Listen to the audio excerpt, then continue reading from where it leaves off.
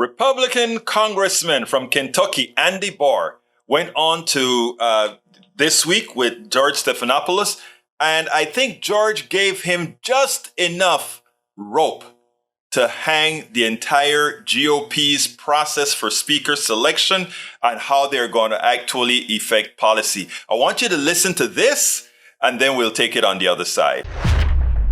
Joined now by Congressman Andy Barr. Congressman Barr, let me begin with you. You were with Speaker McCarthy right from the start. You were one of his strongest allies. Are you concerned that he gave away too much in order to get the gavel?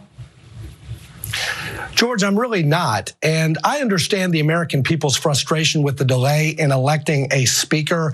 Certainly, it's going to be a challenge to have a conference full of independent thinkers with a thin majority.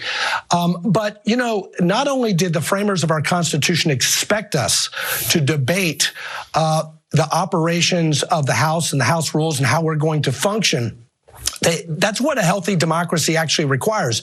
And if you want to understand what happened on the House floor last week, you have to understand why the American people fired Nancy Pelosi and the Democrats and elected a new Republican majority. It's because what Scott said, because Speaker Pelosi used the pandemic to lock down the House of Representatives, to use proxy voting and remote committee proceedings to consolidate power in herself and a few other leaders at the expense of rank-and-file members and the millions of Americans that they represented, to eliminate transparency, to write 1,000-page omnibus spending bills behind closed doors.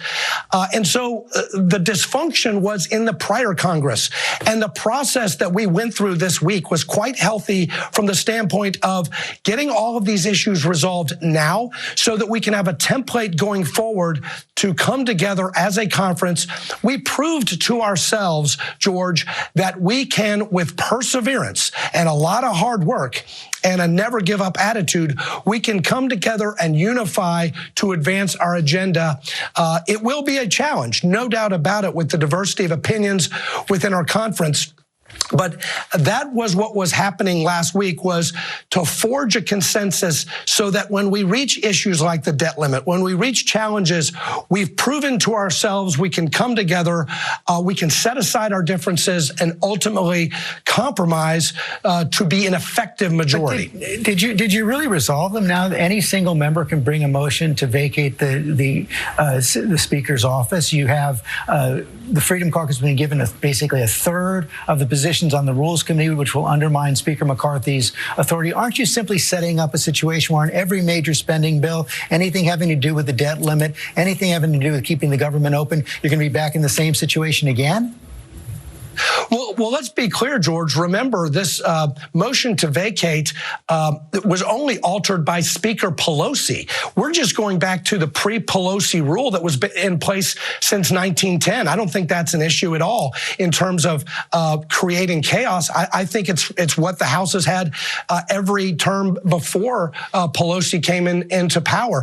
The other thing about diversity of opinion on committees, I actually think this is going to strengthen us and not weaken us as a conference. It's going to bring us together.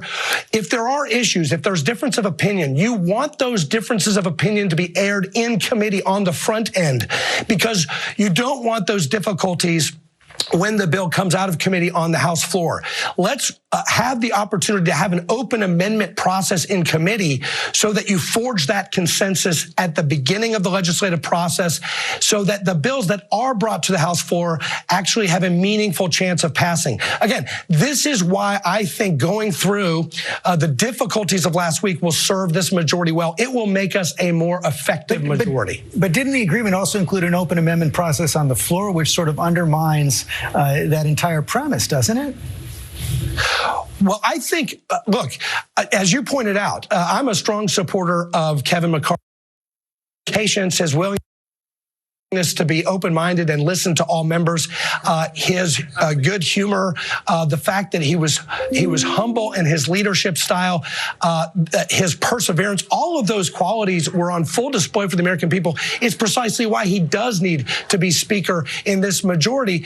But what I would say is those of us who were with him from the start and those like Scott who came on board with some of the changes and reforms later on, I think we all agree that we need a better process I think we ended up a stronger majority as a result of some of the reforms that were put into place.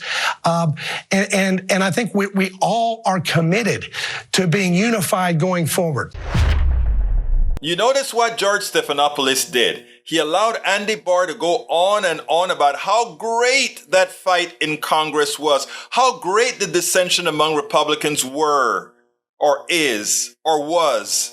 It was great, right? It was democracy in action. And what he turns out to say then is that, we made sure that regular order was in effect, and also things done in committee as they should be, so that when they come to the floor, they get a chance to pass. And Stephanopoulos just let him talk and talk and talk. And then Stephanopoulos had the kicker.